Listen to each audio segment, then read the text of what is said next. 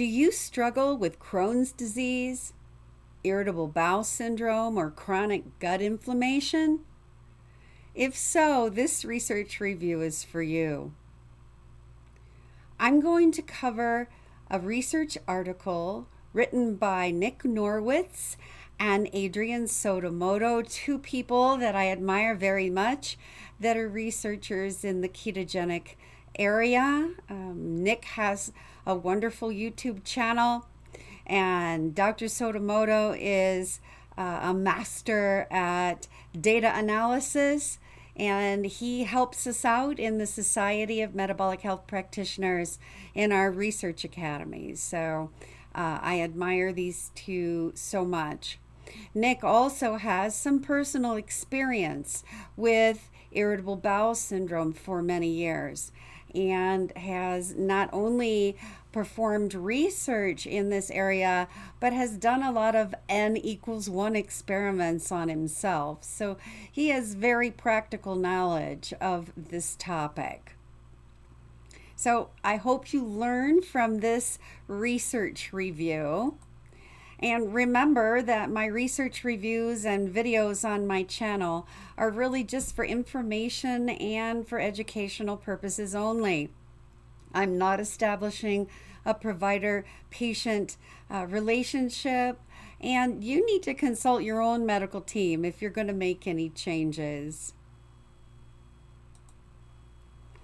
So our agenda today is to define, what is Crohn's disease? I'm going to talk about the elements of the study article, some of the interventions, and some of the results.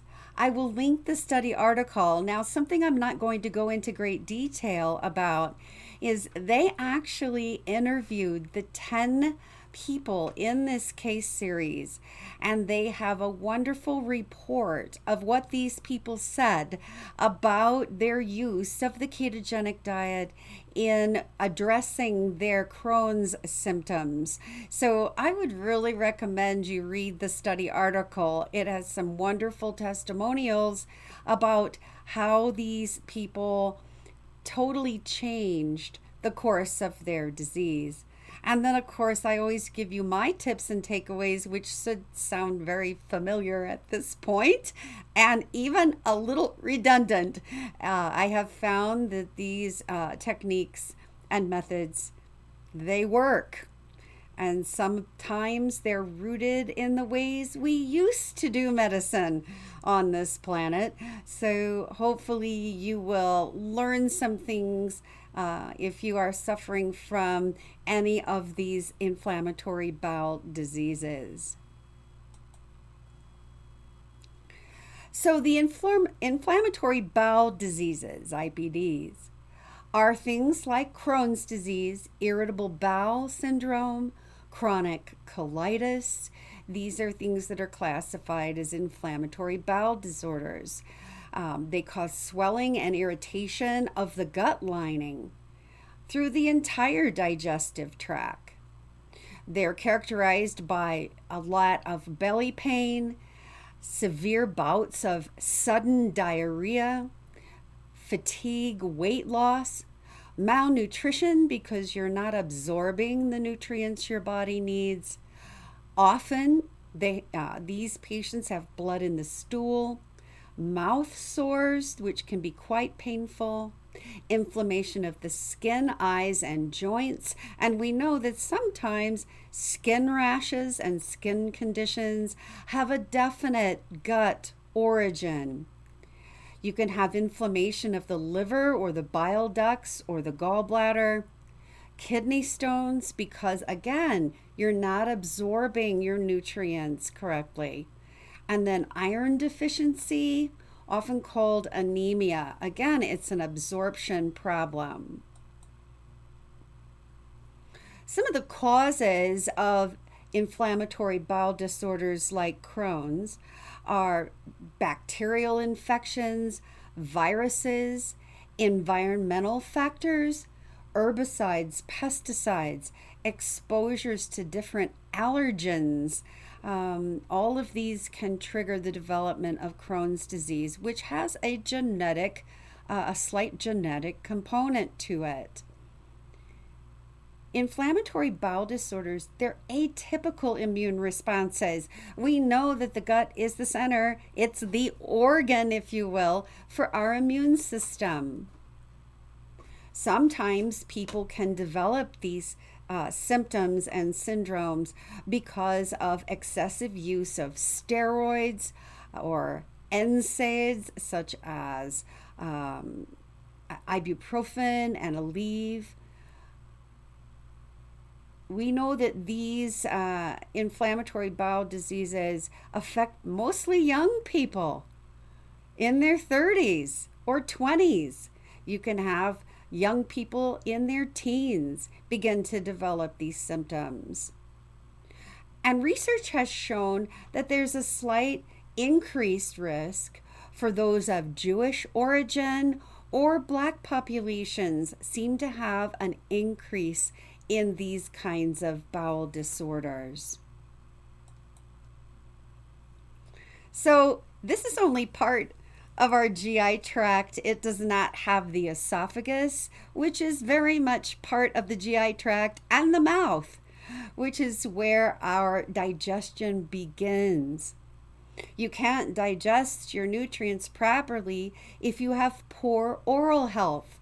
Obviously, the teeth are needed to break down the food substances, and then adequate saliva is needed as well. That's where digestion begins.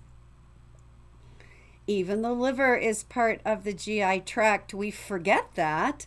We think the liver is just out there by itself, but it certainly is a major part of using the nutrients and the fats and the sugars we eat and filtering them for use in the body. So this is just a schematic, if you will, of the GI tract. So Nick and Adrian conducted a study of 10 cases. It's a case series of people with inflammatory bowel disorders and their use of the ketogenic, mostly carnivore in many cases, diets. So 6 cases had ulcerative colitis, and 4 of these cases had confirmed Crohn's disease. The patients ate meat, eggs, and animal fats exclusively. They kept food logs. They completed a questionnaire of the inflammatory bowel disorders, and it's kind of a quality of life questionnaire. And they were recruited from a Facebook group that focuses on inflammatory bowel disorders, such as Crohn's and others that I've mentioned. So why keto carnivore? So we know the therapeutic benefits of what we call significant elimination diets. We reduce the intake, of course, of processed foods and sugars and most carbohydrates, and those that may be autoimmune triggering food sources. Even fiber, because fiber can actually be a triggering agent for some of the inflammation in your gut. Even though fiber in some cases can be used therapeutically to help your symptoms, a lot of times in an elimination diet, we eliminate everything. We start back at the basics. You've heard me talk about this, especially on my Keto 101 series, part 5, when I address the carnivore diet and why it's useful. Go back and listen to that video if you want some background information. The main function of an elimination diet is to, of course, eliminate trigger foods, but also to trigger the production of ketones, which in your bloodstream and in your gut really benefit the microbes, the protective microbes that can help reduce symptoms of what we call leaky gut syndrome, through the production of something we call butyrate. We're used to hearing about beta hydroxybutyrate, which is the blood form of ketones that affects brain function. But butyrate also is very useful in the gut, and it can reduce the presence of inflammatory microbes in the gut. So this is kind of the premise or purpose behind the approach that Nick and Adrian used in their study. So I thought this table was significant enough to actually put on the slide. I know it's very tiny, but what it shows is each of the 10 subjects, their condition is in the second column, their age at diagnosis, what their prior diet was, and you can see that a lot of them were on gluten-free, standard American diets, something called specific carbohydrate diets, which is what you use that looks at OMAD and 1 meal a day, and also some of the carbohydrates that you eliminate that may be inflammatory. Some of them were vegans or vegetarians. Some of them followed a low FODMAP diet. If you have Crohn's or irritable bowel, you've heard of FODMAP, which are certain foods that are considered trigger foods that you eliminate. And some of them were just on a calorie restriction diet using the standard American diet protocols, which is, really anything goes, processed foods, it doesn't matter. These patients all had started on a keto carnivore diet. In the final column, you see how many years they have put their symptoms and disease processes in remission. That is, they have been continuously on a keto carnivore diet for these years and have confirmed that their symptoms and disease processes are in remission. You see 5 years. The second one is 11 years. 11 years since they've had any symptoms from, in this case, their ulcerative colitis. 5 months for patient number 3. 6 years, 3 years, 6 months. And then number 7 and 8, less than a year. Number 9, 4.5 years. And number 10, less than a year. So you can see that these 10 patients actually put their disease processes into remission.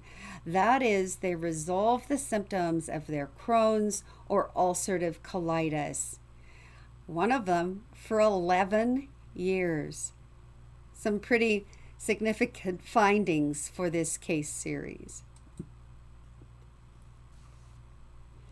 So the results that the authors acknowledge are that ketogenic carnivore type diets hold promise for the treatment of inflammatory bowel disorders such as ulcerative colitis and Crohn's. These results are consistent with other clinical literature that shows an inverse association. That means one side is high, the other side is low. So with higher levels of intestinal ketones, you get lower or reduced inflammatory bowel symptoms. That's that inverse relationship. And then the therapeutic effects of low residue, low fiber elimination diets can actually help improve the microbiota colonization of your intestinal tract. Of course, I have to put the ketogenic pyramid here. You see that the base of this pyramid are those healthy fats to raise those blood ketone levels and those gut ketone levels, that butyrate that I talked about, that reduces inflammation in the gut. The next line is fish and seafood and meats and organ meats, all of your protein sources. Some people have to eliminate everything but ruminant animals. That is beef, lamb, goat, venison.